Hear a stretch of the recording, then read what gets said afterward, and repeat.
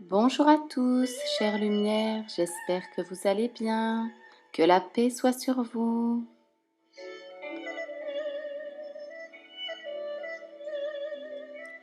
Des moyens d'acquérir la paix intérieure et du soin d'avancer dans la vertu.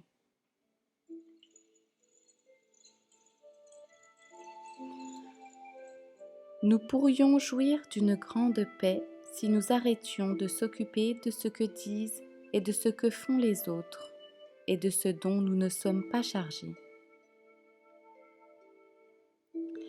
Comment peut-il être longtemps en paix celui qui s'embarrasse de soins étrangers, qui cherche à se répandre au dehors et ne se recueille que peu ou rarement en lui-même?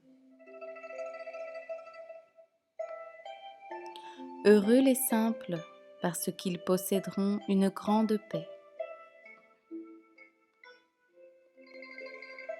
Comment quelques saints se sont-ils élevés à un si haut degré de vertu et de contemplation?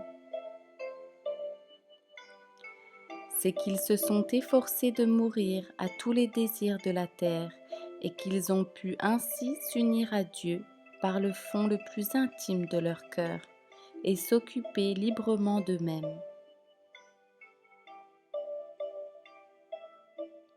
Pour nous, nous sommes trop à nos passions et trop inquiets de ce qui se passe.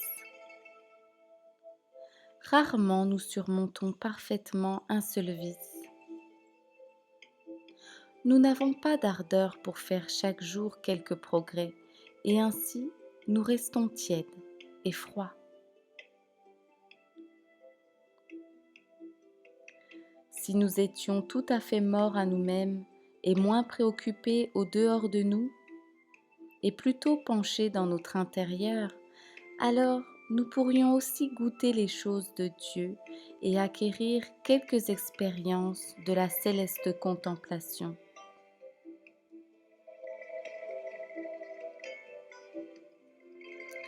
Le plus grand, l'unique obstacle, c'est qu'asservis à nos passions et à nos convoitises, nous ne faisons aucun effort pour entrer dans la voie parfaite de Dieu.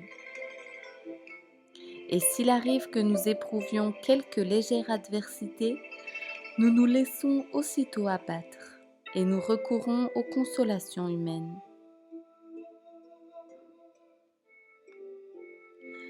Si, tels que des soldats généreux, nous demeurions fermes dans le combat, nous verrions certainement le secours de Dieu descendre sur nous du ciel. Car il est toujours prêt à aider ceux qui résistent et qui espèrent en sa grâce. Et c'est lui qui nous donne des occasions de combattre afin de nous rendre victorieux.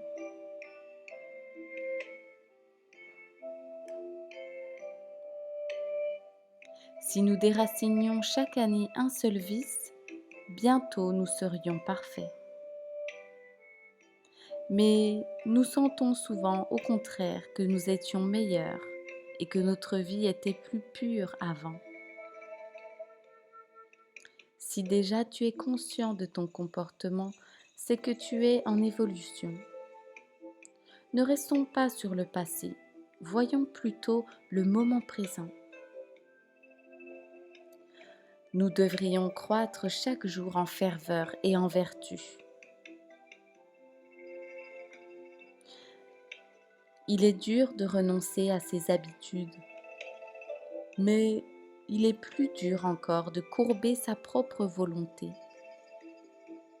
Cependant, si nous ne savons pas nous vaincre en des choses légères, comment remporterons-nous des victoires plus difficiles? Résistons dès le commencement à notre inclination. Rompons sans aucun retard toute habitude mauvaise, de peur que peu à peu elle ne vous engage dans de plus grandes difficultés. Si nous considérions quelle paix pour nous, quelle joie pour les autres, en vivant comme nous le devons, nous aurions, je crois, plus d'ardeur pour notre avancement spirituel. Et je conclurai avec ce qui va suivre. Je vous laisse en paix, je vous donne ma paix, non comme le monde la donne. Quelle aimable douceur, quel touchant amour dans ces paroles du prophète Jésus, que la paix soit sur lui. Et en même temps, quelle instruction profonde. Tous les hommes souhaitent la paix, mais il y a deux paix, la paix de Dieu et la paix du monde. Le monde, et je dirais l'ego, Iblis, le malin, Satan, dit à l'ambitieux. Le désir des grandeurs te trouble et t'agite. Monte, élève-toi.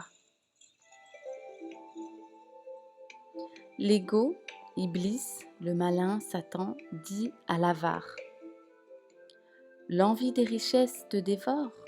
Amasse, amasse, sans t'arrêter jamais. Il dit au mondain tourmenté de ses convoitises, enivre-toi de tous les plaisirs. Et il dit enfin à chaque passion, jouis et tu auras la paix.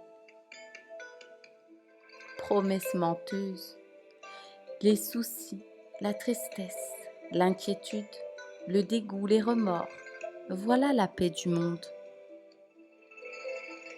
Jésus a rapporté, triomphez de vous-même, combattez vos désirs, domptez vos convoitises, brisez vos passions. Et l'âme docile à ses commandements repose dans un calme ineffable. Les peines de la vie, les souffrances, les injustices, les persécutions, rien n'altère la paix de Dieu. Et cette céleste paix qui surpasse tout sentiment nous accompagne au dernier passage et nous suit jusqu'au ciel où se consommera notre félicité.